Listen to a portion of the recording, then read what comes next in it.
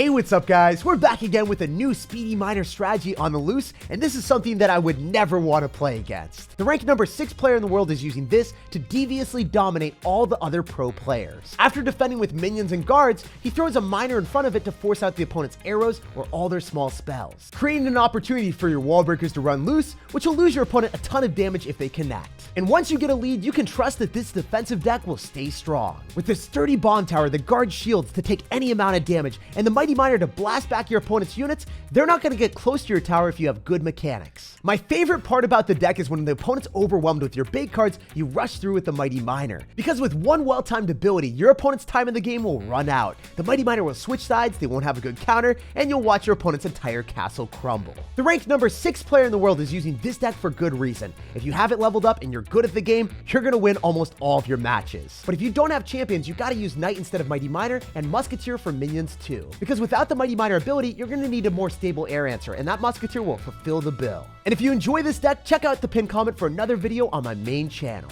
It's time to dig our opponent's graves with this double miner deck and assert dominance. Fear the Beard. Wow, that's an interesting name, man. Should I be afraid of you, or should you be afraid of my wall breakers? I feel like it's going to be the other way around, man. You're definitely going to be in spite when the wall breakers blast you with all of their might.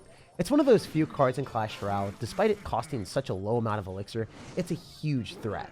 Simply because if they connect, it's like a 519 damage, which is really ridiculous for half of 2 elixir for just one connection. This guy is probably going to be running, I don't know, like, is it the Mega Knight deck with Hog Rider and just like a quick card cycle and freeze and Prince? Yeah, it is. Wow. I'm so happy I acknowledged the deck immediately. That's awesome. That is so much damage that we were able to get on the Inferno Dragon 2 with the bomb. And I wonder if we can go in for guards here to activate King Tower against the Mega Knight. You know, I don't know. I actually am unaware if this is going to work out as much as we want. Yeah, so we don't get to activate King Tower. It's fine. We should be able to go in for like a Mighty Miner here with the guard. And wait, did the wall breakers push the Hog Rider off of our tower? I think so. Also, when you've played Clash Royale as long as I have, like 7 years, you're going to recognize most of your opponent's decks as soon as you see like a couple cards. You see the card combination, you're like, yeah, you know, I've seen that before. So if you guys are ever wondering how I am able to accomplish that and figure out what my opponent's deck is, well, I've played a lot and I identify these decks after seeing them like over the years. They fall in and out of the meta, and the meta is always shifting. When there are certain cards that get buffed, people are already running these card combinations again. So this guy is going to just take so much damage from those minions. That is marvelous value. Also, one thing that I dislike is I hate how the emotes sometimes block the HP of the tower. You know, I want to make sure that every single person that we play against is not an AI or a robot, so I want to see their reaction. But at the same time, I wish it was like slightly smaller, or maybe like right underneath like the time left over, or maybe that would still body block something. You guys have to let me know. Anyway, I'm going to go for wall breakers here, and I'm going to go for Mighty Miner in the middle. And the reason why I dropped the Mighty Miner in the middle, if you guys didn't know, we want to make sure that the Mega Knight is going to get targeted by both towers. And then also when the Mighty Miner is lower and your Mega Knight counters are lower, your opponent spams other stuff with their Mega Knight, like bats maybe, or even a Dark Goblin to go and try to snipe your units closer to the river so the Mega Knight doesn't jump. Well, those units are going to have to walk a very long way, and they're not going to immediately be able to support the Mega Knight that is going to be on cruise control directly on top of your unit. So super important stuff to make sure that your opponent's answers are limited. Wow, we messed that up. That was not it, Chief. That is so much damage. Oh my gosh, get away from me. There's one thing that's scary about Clash Royale. If you miss a building and it's someone that's got Hog Rider freeze, you're going to take so much damage. Gary the Guard coming up clutch, though.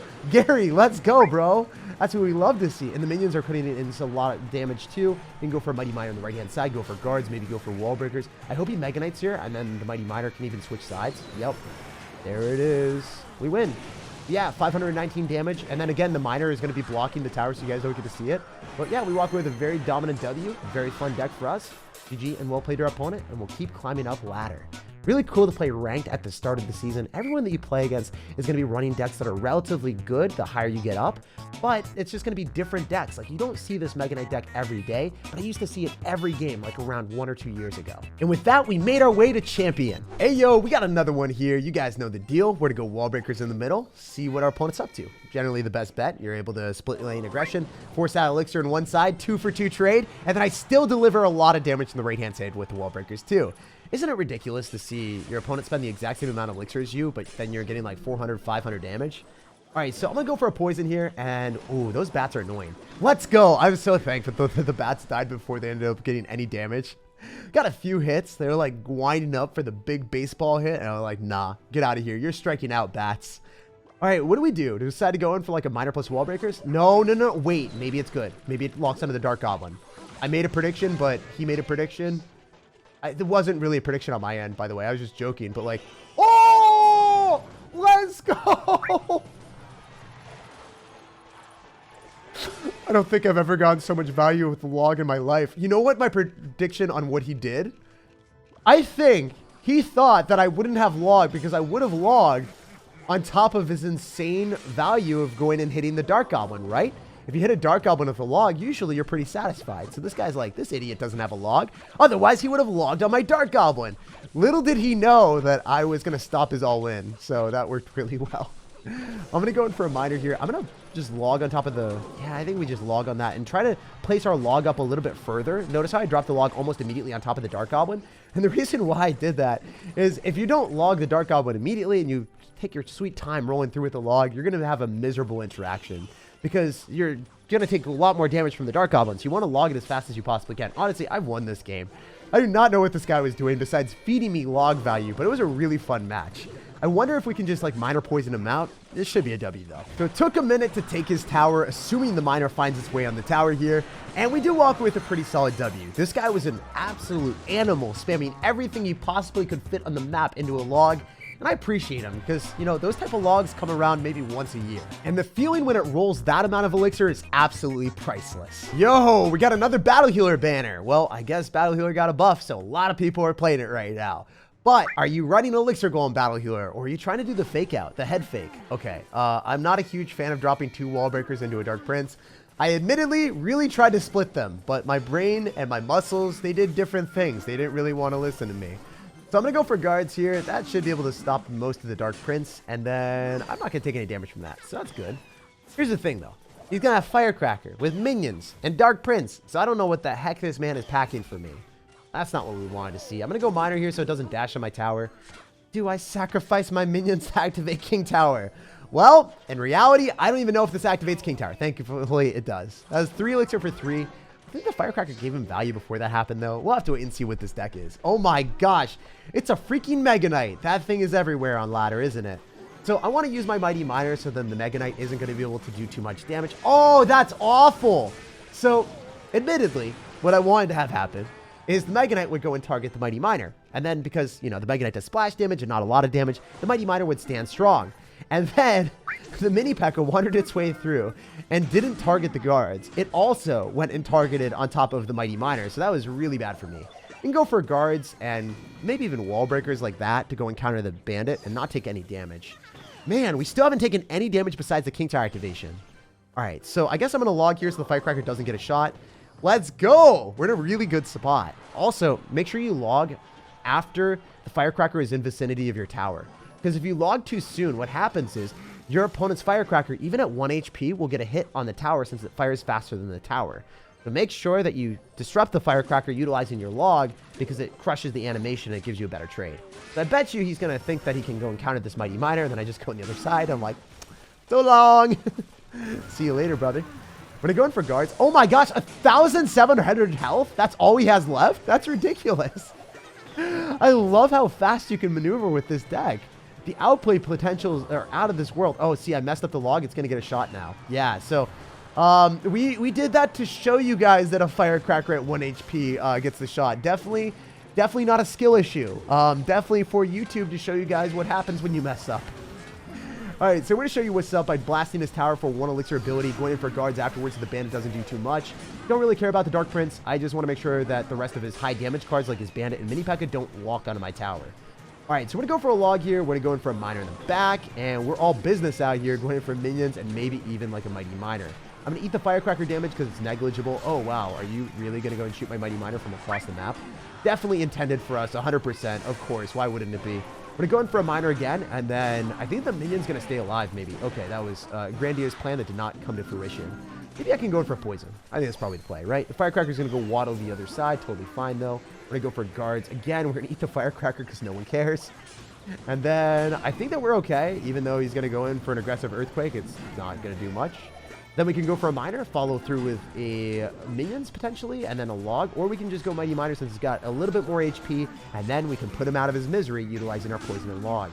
So because the poison does damage over time and log is immediate, you want to go for your poison first, so then the poison damage ticks down, and then the log comes through, and it's like, yep, I didn't really miss anything here. Solid stuff. Very easy win. Let's bounce on next one. And this guy's clan name was Clash Pros too, so maybe we beat a top tier player, but probably not. Anyway, we're gonna keep climbing up the ranks and see where we can get. Yo, this guy's gonna have an elixir golem and a skeleton barrel in his banner, so let's see what he's up to. Wallbreaker split is always the right play, and my man isn't cycling anything today. Okay, never mind, he goes in for Tesla, which is a +2 trade for me. Even though his card countered me, he's gonna go Tesla into Wallbreakers, -2 all day long. I'm fine with that, bro. Oh my gosh, 3 for 3, but he gets damaged. Those are not the type of trades that we're looking for today. Let's go for miner plus Wallbreakers whenever we get the chance. But if we have to, I guess we'll go for the minions plus miner here.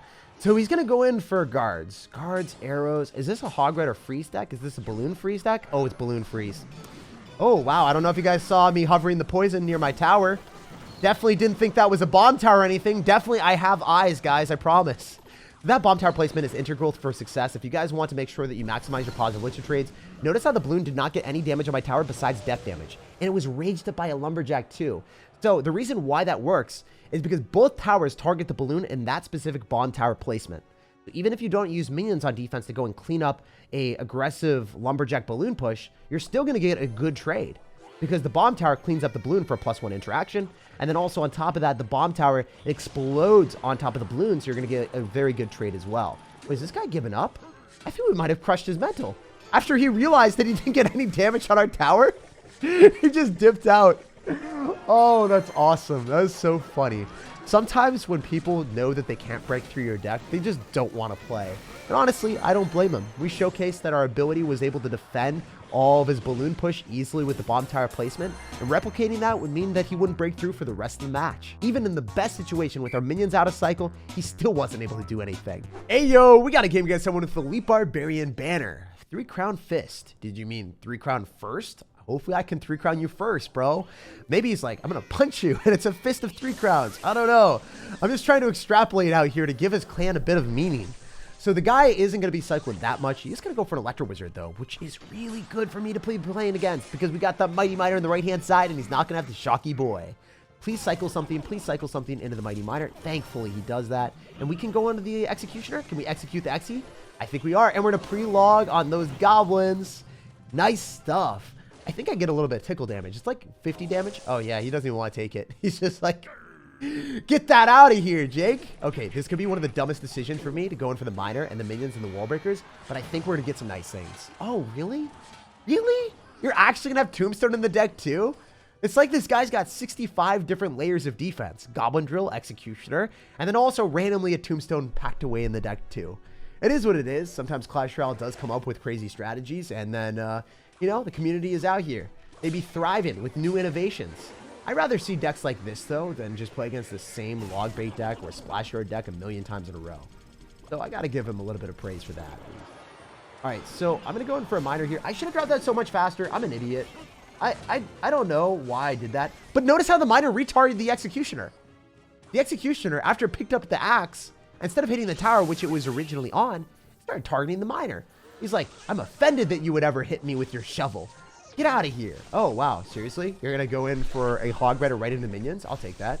And then we're going to go for guards as well. We're going to go in for wall breakers on the left-hand side. I really want to see if he has elixir for the tombstone. Oh, man.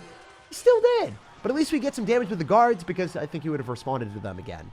This guy seems like the type of person to deny all damage all the time. He's got such a defensive deck. It seems like that's the way that he wants to play. So we're going to go in for a miner here and then go for minions and then get him to go for an Electro Wizard most likely. And then we'll poison on it.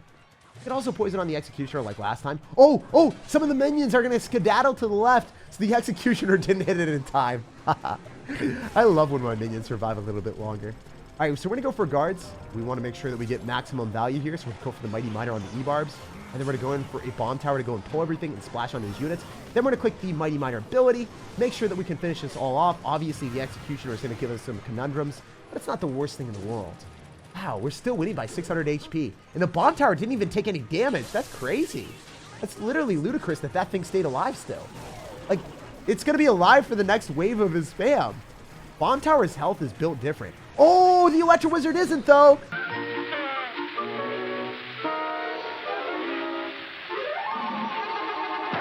The Electro Wizard can't hold a candle to our bomb tower. That is a lot. Wow, I can't believe the bomb tower stayed alive that long. All right, so we're just going to go for a miner in the back. It's totally fine for us to do this. He's just going to spam us anyway, right? Like, this is the type of player that we're going to be playing against. Bombs away as he spams everything at the river. He's bombarding me with all of his units. We're going to poison here so then we can keep our Mighty Miner just to be tanking for everything a little bit longer. I don't want him to be able to hit our tower with the Executioners, so that's why we decided to go for the poison instead of using the Mighty Miner ability. So every time that he goes and drops the Goblin Drill, I don't know if you guys know this, but I'm sure you do. The Goblins spawn in the back of the Goblin Drill, so it's going to be really easy for us to counter the Goblin Drills in the back. It's going to be pretty hard for us to counter them in the front. So thankfully, continuously drops them in the back so he doesn't get any value. When I go and click the Mighty Miner ability, probably get a Tombstone from him from the left-hand side. So let's go for Guards and Wall Breakers on the right, since if his Tombstone's out of cycle, I think the Wall Breakers will give us some value. I'm going to try to log on top of the Skeletons from the Tombstone. Dude, stop dropping so many buildings, man. It's like whack-a-mole. Right when I kill the first one, another one pops up. Oh, wow. And then he pops up with Elite Barbarians, too. Awesome strategy. Unique gameplay. Oh, my goodness. Bro, chill for a second. Calm down. All right, we're going to go for a poison, and then I can go for a log as well, and then finally figure out a way to win this game just by cycling miners and poisons. So I'm going to just chip away with my miners and then get back to another poison. You can cycle 3 cards really fast because the Mighty Miner, when it's on the map, you can't cycle another one. So it allows you to get back to your other cards quicker. So I was able to cycle a miner and a poison and cycle 3 cards and then get back to another one. Even against some of the most defensive, fortress-like decks like our opponent in the last match, we're still able to drill our way through and come out with a dominant W. Miner Poison reliably gets directly on tower to finish off games, and sometimes it feels pretty overpowered. Like if you enjoyed, check out the pinned comment for another video on the exact same deck for more good vibes and good games, and I hope you have an awesome rest of your day.